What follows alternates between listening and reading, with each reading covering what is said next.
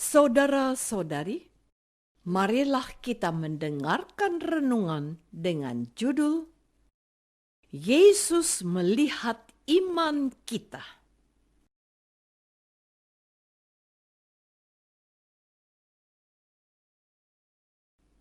Yang berdasarkan pada Injil Markus bab 2 ayat 5 dan 6. Ketika Yesus melihat iman mereka, berkatalah ia kepada orang lumpuh itu, "Hai anakku, dosamu sudah diampuni."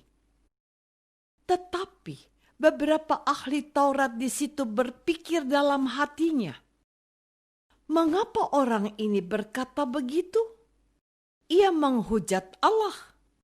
Siapa yang dapat mengampuni dosa selain daripada Allah sendiri?"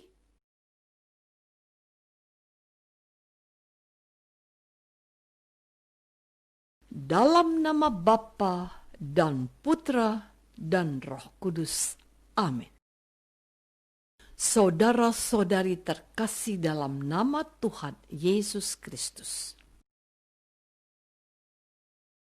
Kemudian setelah lewat beberapa hari, waktu Yesus datang lagi ke Kapernaum, tersiarlah kabar bahwa ia ada di rumah.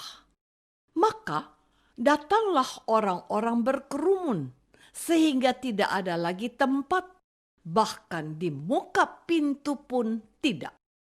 Sementara ia memberitakan firman kepada mereka, ada orang-orang datang membawa kepadanya seorang lumpuh, digotong oleh 4 orang.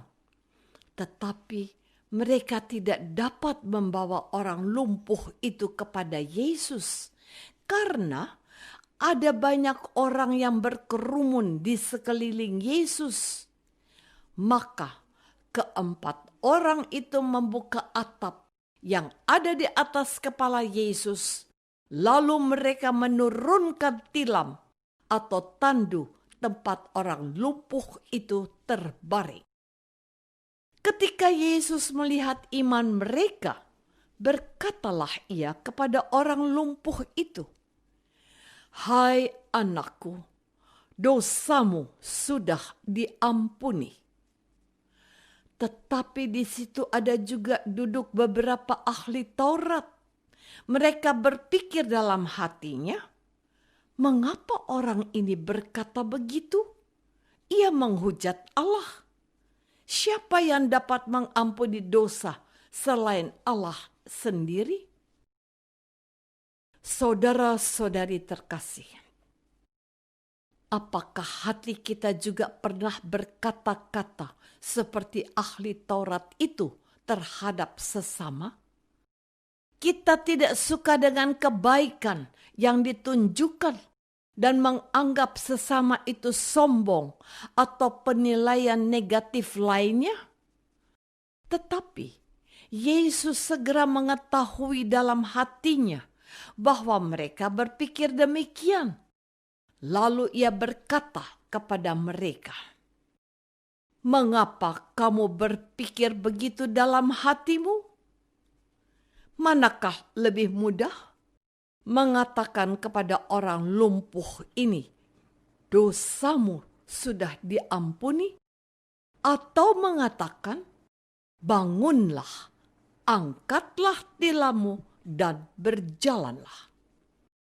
Tetapi supaya kamu tahu bahwa di dunia ini Anak Manusia berkuasa mengampuni dosa, berkatalah ia kepada orang lumpuh itu, 'Kepadamu kukatakan, bangunlah, angkatlah tempat tidurmu, dan pulanglah ke rumahmu.' Dan orang itu pun bangun, segera mengangkat tempat tidurnya, dan pergi keluar di hadapan orang-orang itu, sehingga mereka semua takjub, lalu memuliakan Allah. Katanya, 'Yang begini belum pernah kita lihat.' Saudara-saudari terkasih, isi pesan yang sama bila disampaikan oleh orang yang berbeda, maka cenderung akan diterima secara berbeda pula. Demikianlah salah satu hasil penelitian dalam bidang bahasa dan psikologi kognitif yang pernah dilakukan. Misalnya, saat kita mendengar seorang uskup menyampaikan himbauan perilaku kasih berdasarkan bacaan Injil, reaksi kita cenderung menaruh hormat, menyimak, menyetujui isi himbauan, dan mungkin juga tergerak untuk melakukannya. Namun, manakala seorang biasa yang tidak menunjukkan keunggulan apa-apa menyampaikan himbauan perilaku kasih berdasarkan Injil, reaksi kita spontan kurang suka, menganggapnya kurang pantas, dan malas mendengarkannya. Mungkin demikian jugalah yang dialami oleh para ahli Taurat yang sedang duduk dalam rumah ibadat di Kapernaum pada waktu itu.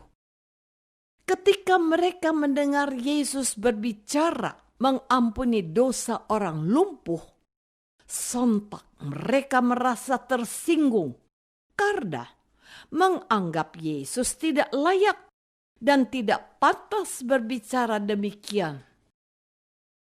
Saudara-saudari terkasih, apa yang membuat para ahli Taurat merasa tersinggung?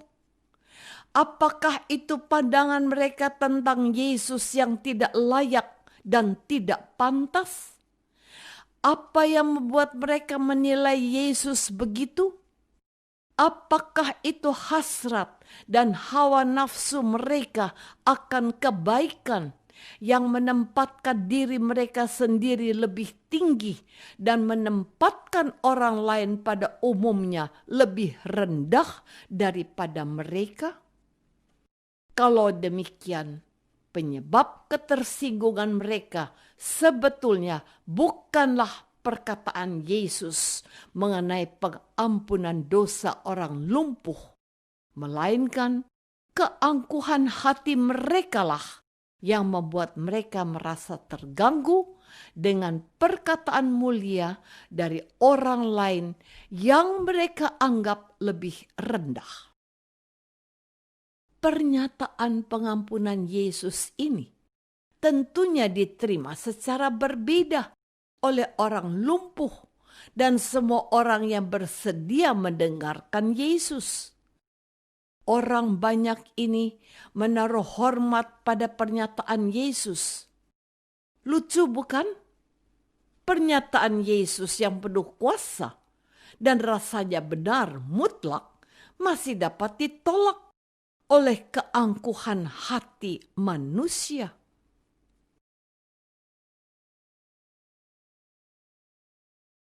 Saat saya merasa tidak suka akan sesuatu, maukah saya mengakui keangkuhan hati yang ada dan melepaskannya?